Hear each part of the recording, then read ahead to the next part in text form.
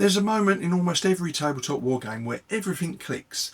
The dice are in your hand, the battlefield is set, and suddenly you realise this hobby isn't just about pushing miniatures around. It's about stories, creativity and connection, all colliding on a single table. But what actually is the most rewarding part of tabletop wargaming?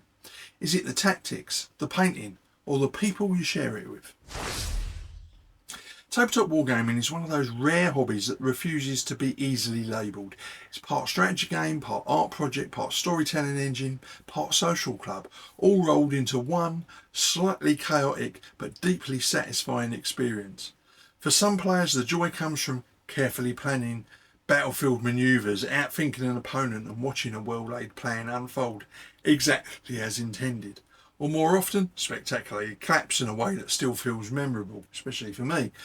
For others, the hobby is about the creative side, choosing paints, building terrain, converting miniatures and creating armies that feel like miniature works of art rather than just gaming pieces. And then there are those who come for the people, the conversations across the table, the shared jokes, the campaigns that stretch over months or even years, and the friendships that often outlast any particular game system or edition change. What makes this hobby so interesting is that it rarely forces you to choose just one of these elements. Instead, it invites you to find your own balance between them, shifting focus depending on your mood, your energy, or even your stage of your hobby journey.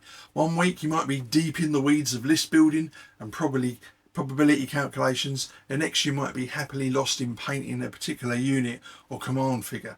And the week after that you might not even roll a dice, but still have one of the best evenings of the month just chatting with fellow hobbyists. So the real question isn't just what the hobby offers, it's which part resonates most deeply with you and why that changes over time. For many wargamers, the heart of the hobby lies in the game itself, the tactical dance between two commanders trying to outthink, outmanoeuvre and occasionally outluck each other across the table, across the battlefield, covered in tiny soldiers and terrain. There's something uniquely satisfying about looking at a table, reading the situation and deciding that this turn is the one where everything hinges on a risky flank march or a perfectly timed artillery barrage. It's a form of problem solving that feels both abstract and deeply personal because every decision carries narrative weight as well as mechanical consequence. Now, unlike purely digital strategy games, tabletop wargaming slows everything down just enough to make each choice feel deliberate. You can physically see the lines forming, the gaps appearing and the pressure building as units close in or fall back.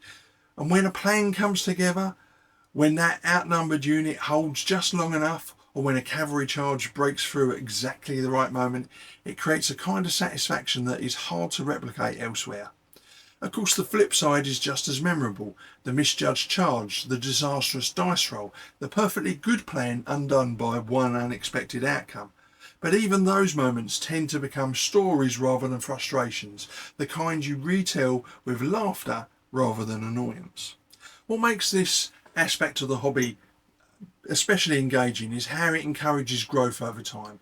Players start to recognise patterns, learn risk management and develop a kind of tabletop intuition that blends mathematics, psychology and experience. Yet even the most experienced general can still be surprised because no two games ever unfold exactly the same way. That constant uncertainty is part of the appeal. It keeps the mind sharp and the experience fresh even after years in the hobby. Then there's the other half of the hobby that often takes over entire evenings without you quite noticing, the modelling and painting side. Now for some this is the true core of tabletop wargaming, where the battlefield becomes almost secondary to the armies themselves. There's something very satisfying about taking a grey plastic or metal figure and slowly turning it into a character with personality, history and presence. Each brushstroke adds not just colour but intention, whether it's weathered uniform that suggests years of campaigning or a bright heraldic scheme that tells you exactly which army this soldier belongs to at a glance. Painting miniatures can be meditative in a way that few other activities manage. It's repetitive, yes, but it's also highly focused, requiring attention to detail while still allowing the mind to wander a little bit. Many hobbyists, myself included, talk about it as a way to unwind, almost like a form of active relaxation where the hands are busy but the brain is free to drift. And then there's the satisfaction of seeing a fully painted force lined up on the table, ready for battle, especially when compared to at the earliest stages where everything was just bare plastic or metal, that transformation alone can feel like an achievement before a single dice has been rolled. Now, beyond painting, modelling and terrain building, add another layer of creativity. Constructing a ruined village, a muddy trench system or a fantastical battlefield turns the game into something far more immersive. Suddenly it's not just about moving units from point A to point B, it's about doing so through a world that you've helped create. That sense of ownership over the battlefield itself can be incredibly rewarding, and it often becomes a hobby within a hobby with its own techniques, inspirations and rabbit holes to fall into. And while tactics and painting often get most of the attention, it's easy to argue that the real long-term value of tabletop wargaming lies in the social connections it creates. Few hobbies naturally bring together people together in such a structured yet relaxed way. You sit across from someone, spend several hours in a shared problem solving, and by the end of it you've not only played a game but you've also had a conversation that can range from historical debates to hobby disasters to entirely unrelated life stories. It's a kind of social interaction that doesn't feel forced because the game itself provides a framework that keeps everything flowing. Over time, these repeated interactions build something closer to a community than just a group of players. Regular opponents become familiar faces, then acquaintances, and then friends. Campaigns and club nights turn into shared traditions, and even the competitive side of the hobby tends to soften into mutual respect because everyone understands the effort that goes into building armies, learning rules and showing up week after week. There's a kind of unspoken agreement that win or lose, everyone is there to enjoy the experience together. What's particularly interesting is how the social side often becomes more important the longer someone is in the hobby. New players might arrive focused on rules or models, but over time many discover that the real reason they keep coming back is the people. The game becomes almost secondary to the conversation, the shared jokes and the collective storytelling that emerges from repeated battles. And in a world where many hobbies are increasingly solitary or screen based, that face-to-face interaction carries a kind of weight that shouldn't be underestimated. Every wargamer, no matter how casual or competitive, has at least one moment that sticks in their memory long after the dice have been packed away. It might be a desperate last stand where a single unit held out against overwhelming odds, or a perfectly executed plan that felt almost cinematic in its timing. It might even be something entirely unexpected, like a rule misunderstanding that led to an unforgettable twist in a campaign narrative. These moments become part of the shared language of the hobby, the stories that get retold again and again, often growing slightly more dramatic with every storytelling. What makes these moments so powerful is that they are co-created. Unlike passive entertainment where you watch a story unfold, tabletop wargames generate stories in real time through interaction, chance and decision making. Both players contribute to the outcome, and even the dice have a say in how things unfold. That blend of control and chaos is what gives these experiences their unique flavour.